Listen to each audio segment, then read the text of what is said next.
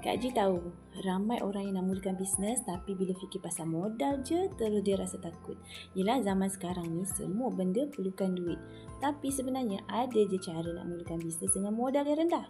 Cuma korang je kena berhati-hati dan buat keputusan yang tepat. Jawapannya adalah bisnes online. Kita tak pening, tak kalut nak sewa kedai.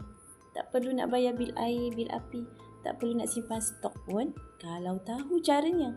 Yang penting ada internet, wifi, ada telefon dan ada usaha yang tinggi.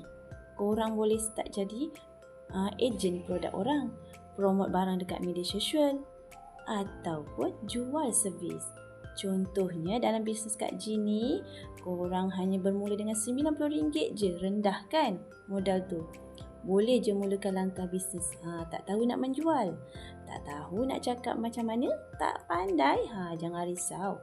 Ilmu banyak je kami sediakan. Free je. RM90 tu bukan je kita ambil. Sebenarnya kita bagi free lagi produk yang berharga RM117. Berbaloi kan? Modal rendah bukan alasan untuk kita tak nak mula.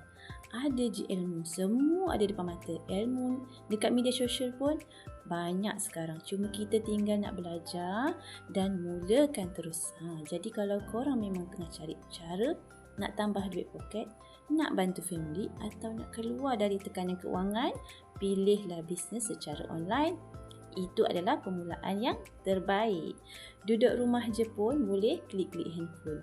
Yelah, daripada scroll-scroll buang masa tak dapat apa-apa kan. Baik kita buat bisnes online. Jangan tunggu sempurna baru nak bermula.